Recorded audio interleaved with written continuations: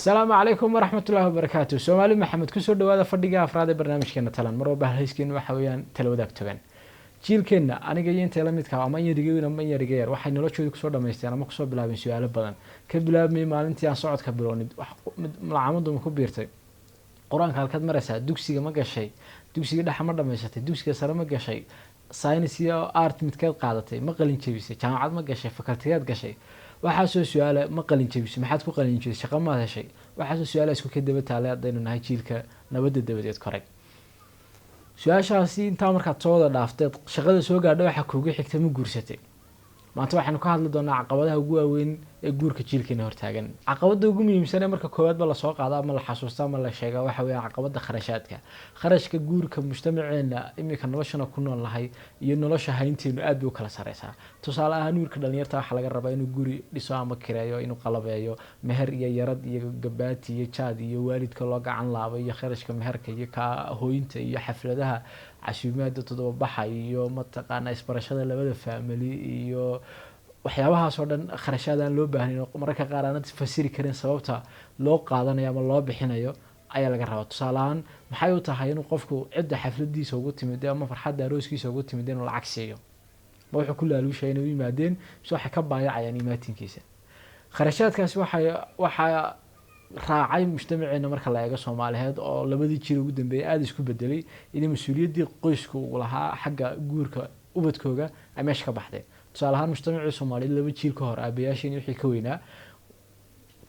qoyska ayaa mas'uul ka ahaa in wiilkooga ama gabadhooda guursato tusaale ahaan guriga labada saddexood baa lahaa kharashka meherka iyo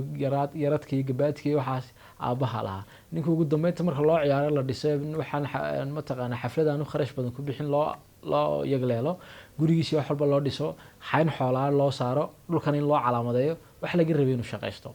taasi waxa ahayd nidaam bulsho isku saaran jiilkeena maanta waxaa hor yaalla nidaamkaas meesha ka baxay iyo kharashaadkii oo si qeyr caadi ah kor loogu qaaday mujtamaceena wuxuu u baahan yahay mas'alada dib u eego ama kharashaadka hoos loo dhigo ama mas'uuliyadda la qaybiyo qodobka labaad ee caqabadaha guurka hortaagan ma taqaana jiilkeena waxa weeyaan su'aalaan inta badan la isweydiin su'aashaasi oo ah in qofku intaanu guurka gelin ay isweydiiyo tusaale ahaan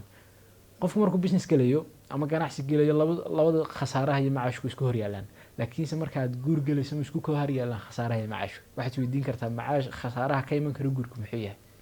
waxa ka iman kara in guurkaagu ku dhamaado furiin waxa ka iman kara in guurkaagu noqdo guur rafaada oo lagu raaxaysan markaynu ka tagna caadifada iyo kalsoonida maran iyo waan isjecelnahay iyo waan isogol lahayda maxaad ku cadeyn kartaa oo la taaban karaa inaanu guurkaagu noqon guur lagu rafaado ama furin ka dambeeyo su'aal labaad oo muhiim ah ayaa jirta shayga ugu muhiimsan ee guriga ka soo baxa waa ubadkuna waxay u baahan yihiin tarbiyad maxaad ku hubin kartaa oo la taaban karaa ku cadeyn kartaa inaad karto wiilka ama gabadha maanta raba inuu guursado inaad awood u leedahay inaad ubadka koriso dabcan waxaad oran kartaa si leeso koriyaan u korinayaa laakiin waxaan hubaa inaad raalli ka hayn nolosha aad soo martay ubadkaagu maraan maxaad ku hubinaysaa inay ubadkaagu nolosha aad soo martay tu ka duwan ay maraan tu ka fiican ay ku raaxaystaan maxaad se ku hubinaysaa ama ku garanaysaa in waxa ugu muhiimsan ay tahay inaad ubadkaaga barto ama ay ka dhaxlaan ama aad ku tarbiyayso ma garanaysaa laakiin waxyaabaha muhiimka ah aad tirsanayso sidaad uga muudin lahayd ma ka fikirtayse haddii aad ku fashilanto wixii dhici lahaa su'aalahaas laftirkooda waxa kamid ah caqabadaha guurka hadhow fashilkiisa keena in guurka hortaan la isweydiin aad baad ugu maasantahay daawashada fiidiyogan waa Cabdullaahi Raago barnaamijka talanida kaga tagaya tala wadaag togan fadhiga ku xigantayna iskugu iman doono ha ka tagin inaad faaladaada nagula wadaagto aragtidaada commentka sidoo kale like iyo subscribe ha iloobin facebookna nagala soco